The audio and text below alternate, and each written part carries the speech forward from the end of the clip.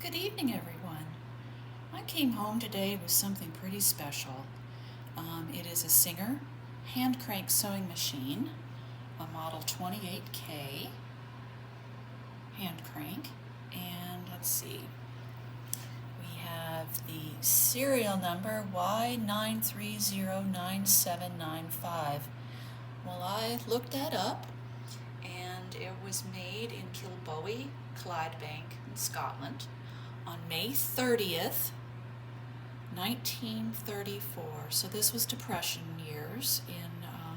It was made in Scotland, and it was owned by a woman who lived in Canterbury for a while, and then went to Istanbul, where she taught in the 40s, and then it passed to another owner who had it for many years in Istanbul, and then later on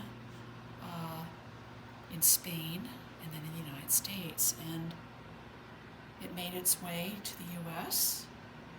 and eventually to Feather Your Nest as a consignment piece in Lexington, Kentucky, where I bought it.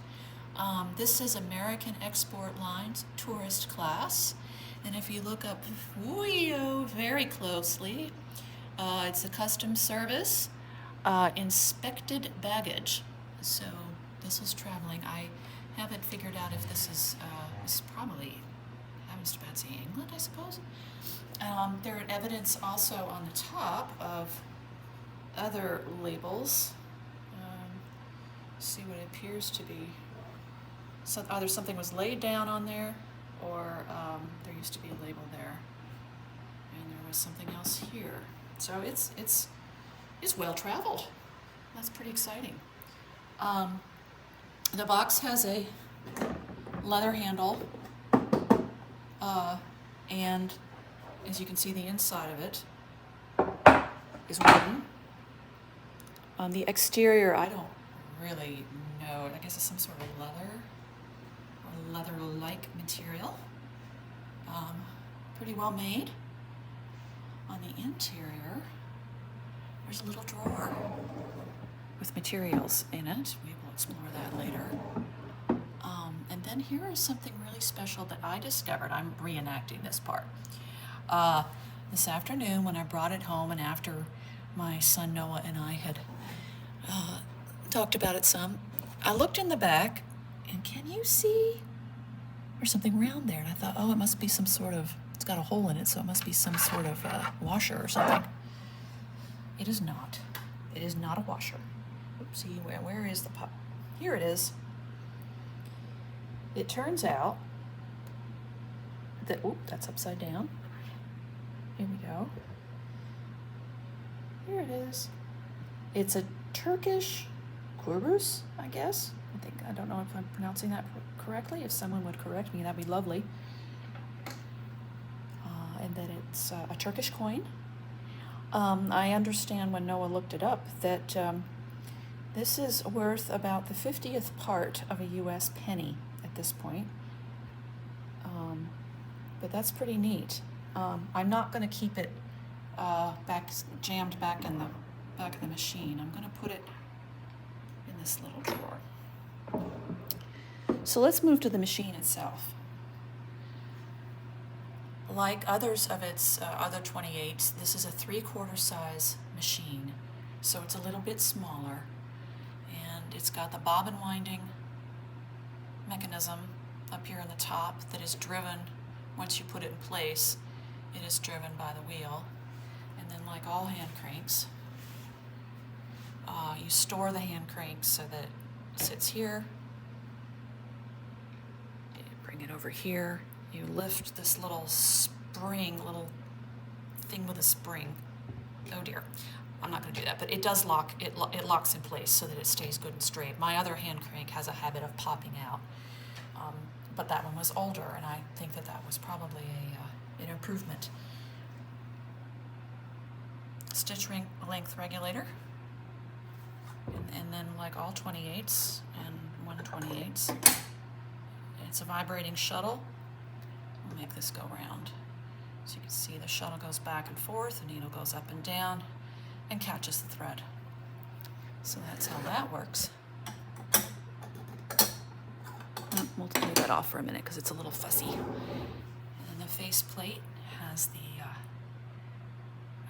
vines and leaves, and oh, there are grapes in there. It is in glorious, glorious condition. I'm truly excited about this one. It will be used. I'm going to be using it very gently. But like anything that I have that is old or vintage or antique, I always keep the originals. Got all kinds of stuff here. Well, that was a little interruption. My husband came in after walking to the grocery store, so we had to put some things away. Let's see here. The lid on this particular machine is made of steel, enameled steel. I believe that part is broken off. It would fit into a notch in there.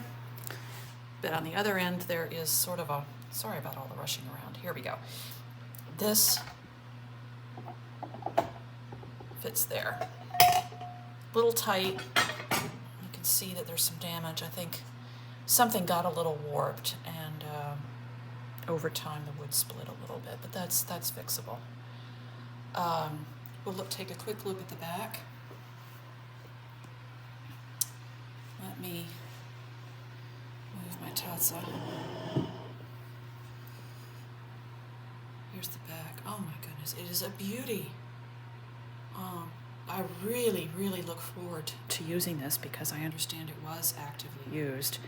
I have a 27K right now that is earlier, about 1911. And that one, while I love it, doesn't have a story attached to it. So in order to finance this one, I am selling the other one. Sadly, but I am. So, in any case, welcome home, little 28. I'm really excited to have you. This is what happens when we open the little storage drawer. Turns out that this was an English piece. This is Mrs. D. Wood, something for Barnard's Convent, Slough in Bucks, which is probably maybe Buckinghamshire, I'm not certain. And inside, what do we have here? Oh,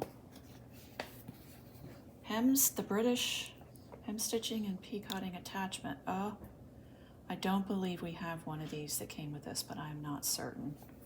We shall have to see. What else do we have in here? Piece of glassine, sort of like a waxed paper. Open it up. And this is the first time I'm opening it, so this is kind of neat. Oh, it's the tale of the Singer sewing machine. This one came from England. My friend Dorothy Wood, who first owned it, lived in Canterbury, England. She taught English in the English High School for Girls in Istanbul, Turkey, for 2 or 3 years, and then came to the American College for Girls, Istanbul, where I was teaching. This would be about 1940 or 41. It was at the American College for Girls from 1939 to 1959. Dorothy left us, and I bought her sewing machine. I paid for it in Turkish liras, but I do not remember for how much. When I retired in 1959, I went to Spain and took the sewing machine with me. I left Spain 2 years later in 1981 and brought the sewing machine with me to the U.S. I sold it to Mrs. Ina Kimbrough in May 76. Best wishes, Ada M. Becky. Wow, that's pretty amazing. Oh, and there is something else in here if I can get it out. I don't know if I can. It's a little box called the Magic Stitcher. Let's see what's inside. Well, we've got a Magic Stitcher, light as a feather. And then